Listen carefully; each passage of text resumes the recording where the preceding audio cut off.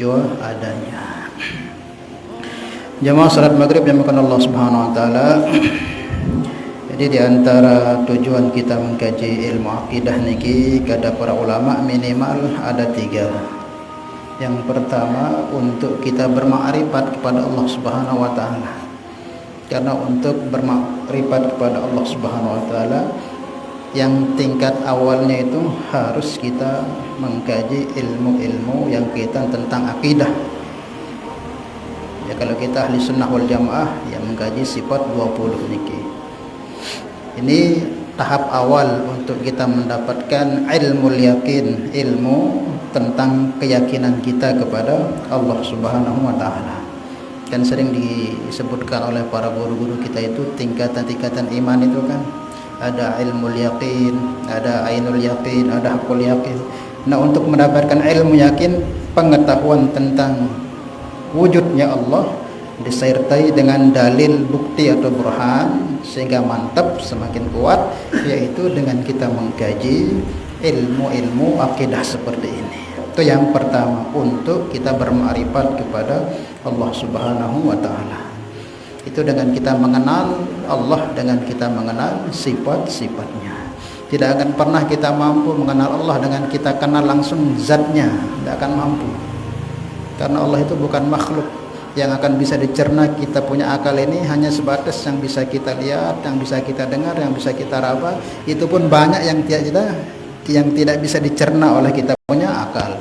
Apalagi Allah itu zat yang enggak kelihatan, yang enggak bisa diraba, yang bisa didengar dan sebagainya. Itu tidak akan bisa kita. Kalau kita paksakan memahami zat Allah itu dengan akal kita, rusak akal kita nanti. Waalaikumsalam. Maka dilarang. Tafakkaru fi khalqillah wa la tatafakkaru fi zatillah.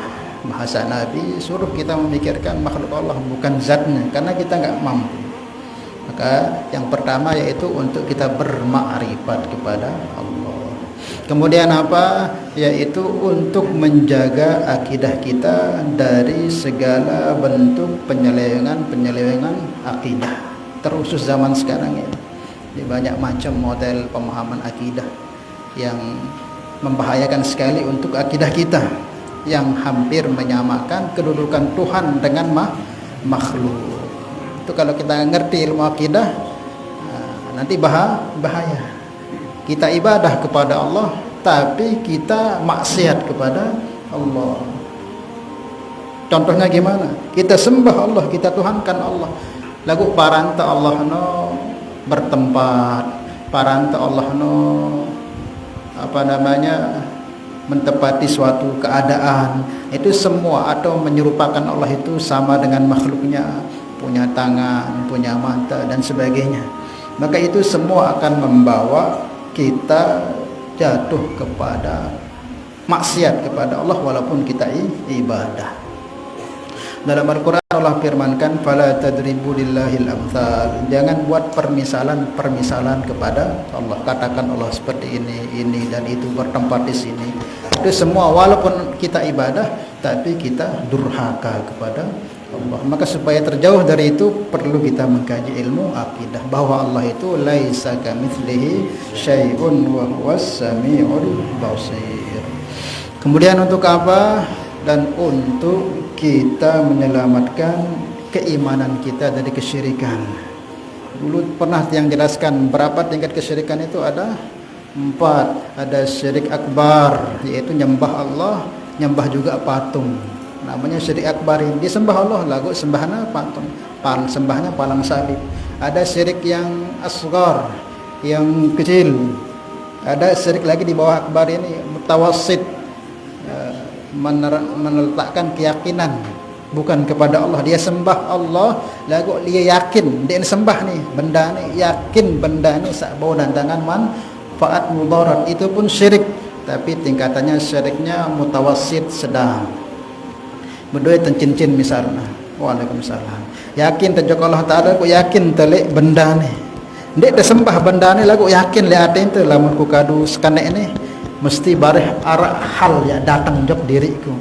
berharap aja akan datang sesuatu kekuatan pada diriku. Lamun yakin sesuatu itu bisa mendatangkan manfaat mudarat, itu namanya syirik mutawassit yang sedang. Dek disembah cincin nih. Dek mara pertama burukno si dek disembah. Lagu yakinin teh ye bau datangkan manfaat mudarat, ya syirik masih fil i'tiqad kata para ulama. Kemudian yang ketiga ada syirik yang namanya asghar, syirik kecil. Syirik kecil itu apa? Nabi sabdakan ar-riya syirkur asghar. Riya itu syirik kecil. Itu ibadah lagu niatnya supaya tetayangan si makhluk, terseriuk si makhluk. Itu ibadah lagu niatnya ada terseriuk si makhluk. Berarti dia buat karena Allah itu. Buatnya karena makhluk, ini namanya syirik kecil. Syirik juga itu. Nah yang terakhir ini kemungkinan yang banyak menimpa kita, syirik khofi. Syirik khofi ini samar lagu itu. Syirik apa no? Kata para ulama, merasa diri mampu berbuat. Aku sembahyang, aku ngajar, aku ngaji karena aku mampu, karena kekuatanku, karena kehebatanku.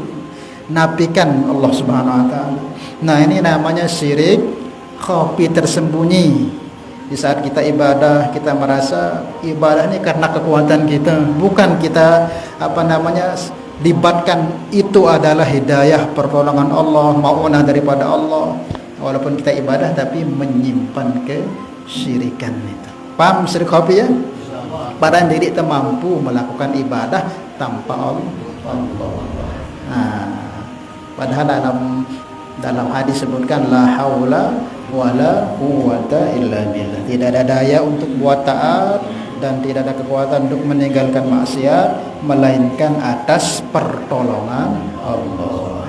Nah itu fungsi kita ngaji ini supaya dendek temak sesuatu selain Allah no mampu menolong kita, membantu kita. Murni semua daripada Allah. Makanya ngaji akidah adanya betul-betul bersih tauhid penuh semua dari Allah. Inilah yang akan diterima kala di sisi Allah Subhanahu wa taala. Yauma la yanfa'u malun wala banun illa man atallaha biqalbin salim. Nah, sifat yang pertama niki sifat wujud, artinya ada. Menurut